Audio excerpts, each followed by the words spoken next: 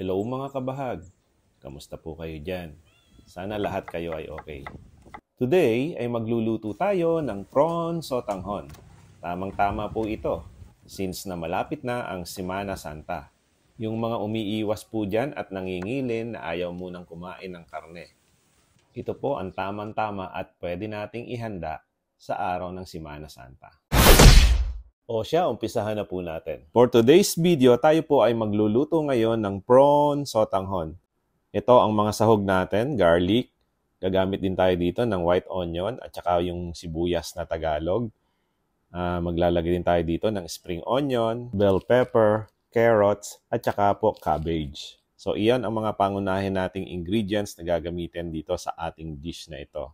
At para sa sahog na pampalasa, tayo po ay gagamit ng 1 kilong tiger prawn. At syempre, the star of the show, gagamit po tayo dito ngayon ng Sapporo sotanghon. Maglalagay din po tayo dito ng oyster sauce. At sasamahan din po natin syempre ng toyo. Ito ang mga pangunahing sangkap na gagamitin natin dito. O siya, umpisahan na natin. Kung tayo po ay gagamit ng 1 kilong sotanghon, pwede na natin itong gupitin. At kung kalahating kilo lang naman ang ating lulutuin, meron po itong ziplock doon sa pinakaibabaw. Kaya doon lamang po natin gupitin sa pinakadulo. O siya, ibabad na po natin ito. Ginagawa natin ang proseso na ito para mas madaling lumambot itong ating sotanghon. And by the way, alam nyo ba na ito rin ang ginamit ko doon sa aking gisadong sotanghon? Ito po yung nag-viral at ngayon umaabot na po sa 6 million views ang ating sotanghon. Kaya naman maraming salamat po sa inyong lahat mga kabahag. O siya, umpisahan na po nating magluto. Isa lang na natin itong kawali. Ilagay na po natin itong ating mantika na ipanggigisa. First step, ihulog na natin at isang kutya itong tiger prawn. At ngayon naman, lalagyan natin ito ng paminta. I-crack lang po natin dito sa ating pepper mill. Maglalagay rin tayo dito ng rock salt. So ayan, at ini-squeeze ko. Una nating isinalang itong tiger prawn para makuha natin yung kanyang juice o yung tinatawag nating pinakakatas. At mula dito, makaka-create po tayo ng isang masarap na umami. Ito po ang gagamitin nating pangsabaw dito sa ating lulutuin na sotanghon. At ngayon, lagyan naman natin siya ng oyster sauce at pagkatapos, haluin lamang natin ng may kasamang pagmamahal. At kapag okay na, pwede na natin itong i-pull out. Naglagay na din po tayo dito ng bawang at pagkatapos ay susunod na natin itong ating hiniwang sibuyas. Dito natin siya igigisa sa pinaghanguan natin ng shrimp. Mas malasa po kasi ito. At kapag okay na, pwede na nating lagyan ng water. Lagyan na rin natin ng toyo at isunod na rin natin itong oyster sauce. Ito ang magbibigay ng sarap at linamnam dito sa ating prawn sotanghon. Naglagay din po tayo dito ng rock salt at saka pepper powder. At dahil medyo nabitin ako sa lasa, magdadagdag po tayo ng toyo. Maglalagay din tayo dito ng brown sugar to balance the taste. So ayan, at ngayon ay titikman na ng inyong kabahag. Yummy talaga. At kapag kulong-kulo na siya, pwede na nating ihulog or isulbot ang ating sotanghon na binabad. Ayan, dahan-dahan lamang po. Palaging sasamahan natin ng touch with love. After nating mailagay ang ating sotanghon, pwede na nating isunod itong carrots. Maglalagay din tayo dito ng dried mushroom.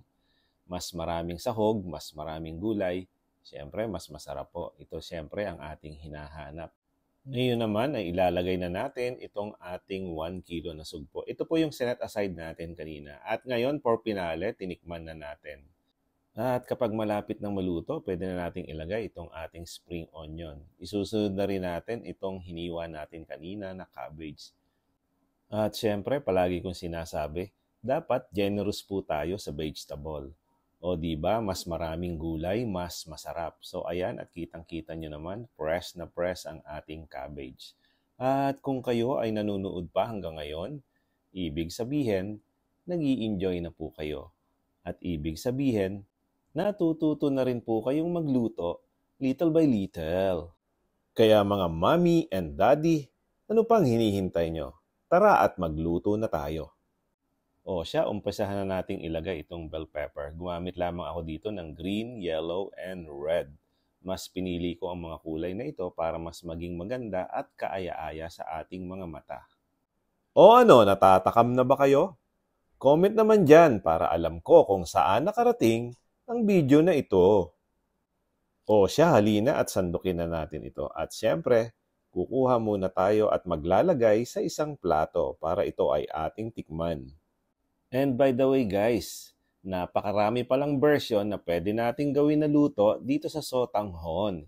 Pwede din itong pang-ulam sa kanin at alam ko na isa ito sa ating comfort food. Oh, ano pang hinihintay nyo? Atak! This is my version of prawn sotanghon. So wala, tikman na natin. Grabe. Hindi siya makuha kasi wala akong pork.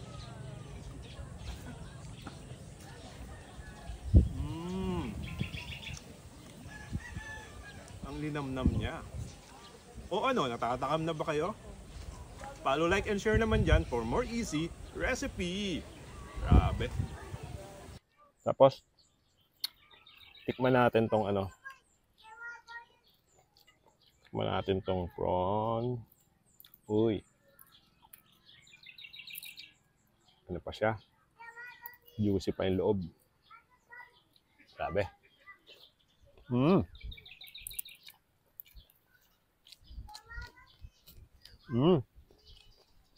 Ang sarap. So eto, at after nating kumain, sasandukan ko na itong ating small na bilao. By the way, ang yield nga po pala ng 1 kilong sotanghon ay kayang magpakain ng 25 packs to 30 packs. So hindi lang ito pang ulam, pwedeng-pwede ring pang negosyo. So paano guys? Thank you for watching. See you on my next video.